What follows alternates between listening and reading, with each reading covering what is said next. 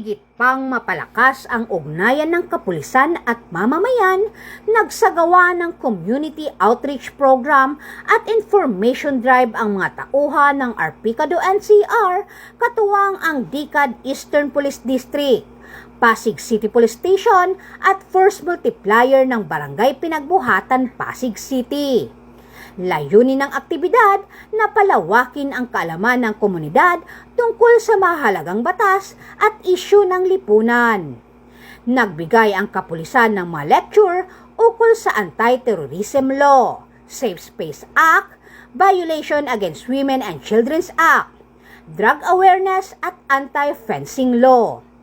Kasabay nito na mahagi rin ng information, education, and communication materials at food pack sa tinatayang 325 residente ng barangay.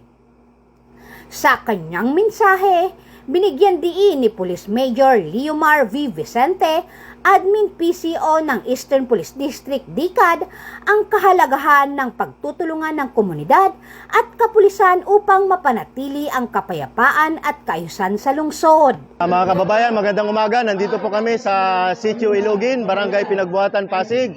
At makita nyo naman sa ating likuran, nandito yung mga residente ng Barangay Pinagbuhatan.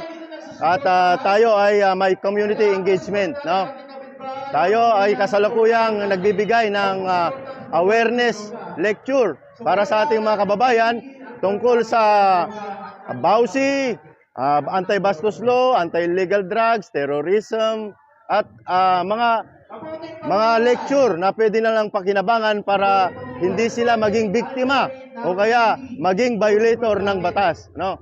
So maganda itong activity na to kasi dito natin nakakausap ang mga komunidad at mabigyan natin sila ng kaalaman tungkol sa mga batas na dapat nilang isaalang-alang, no?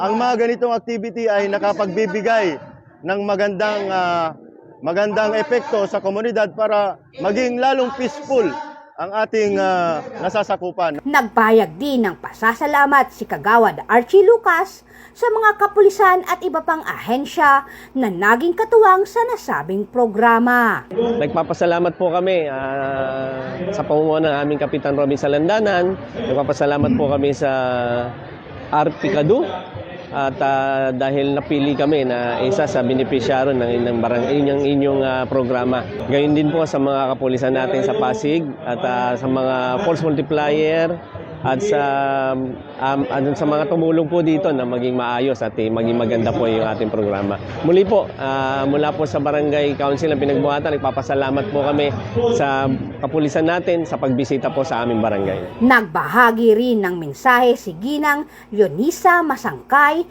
residente ng lugar. Nagpapasalamat po ako sa araw na ito na ang ating kapulisan po ay nagpatupad po sila ng programa para ituro po sa atin ang kaalaman na hindi natin sila dapat kakatakutan. Sila po yung ating partner, kakampi sa buhay. Ang dapat natin katakutan po ay ang mga masamang tao. Hindi po sila, kasi kaibigan po natin sila. Sa 911 na po tayo tatawag para po na mas matugunan agad ng ating mga problema. Ang mamensahe po sa mga pulis, sa ating mga kapulisan, alam ko po napakabuti na ating kapulisan, din naman lahat po na nasasangkot sa masamang gawain. Marami pa rin po ang mas mabubuting kapulisan natin at mapagmahal sa mamamayan. Kaya tulungan po natin sila na mapanatili ang kaayusan, katahimikan, kapayapaan sa ating lugar. Dahil sila lang po ang ating malalapitan at makakatulong po sa atin. Kaya maraming salamat po sa araw na ito na nandito po sila at marami po kami natutunan sa kanila. At Ginang Monet Balmos, miyembro ng Force Multiplier, ng kanilang suporta at pasasalamat sa proyektong hatid ng kapulisan. Nagpapasalamat pa ako sa mga kapulisan ng Pasig, sa region, sa pagpunta po sa lugar namin sa Barangay Ilugin at pamimigay po ng mga food pack sa mga kababayan natin dito sa Ilugin, sa Pinagbuhatan po. Maraming salamat po sa mga kapulisan natin, lalo na po sa kay Police Colonel Elmo Guevara, kay Police Major Vicente, sa Police Captain Rizal Guevara po. Sa buong kapulisan po, maraming salamat. Sa halip na makilahok sa mga kilos protesta na maaring magdulot ng kaguluhan, hinihikayat ng mga otoridad ang publiko na makipagtulungan at magtiwala sa pamahalaan. Anila, ang tunay na kaunlaran ay mas madaling makamtan kung ang bawat isa ay magiging katuwang sa pagpapanatili ng kapayapaan at kaayusan sa komunidad. Mula dito sa Metro Manila, ako po ang inyong PNN correspondent, Patrolwoman Ivy Corporal, alagad ng batas, tagataguyod ng Balitang Pulis.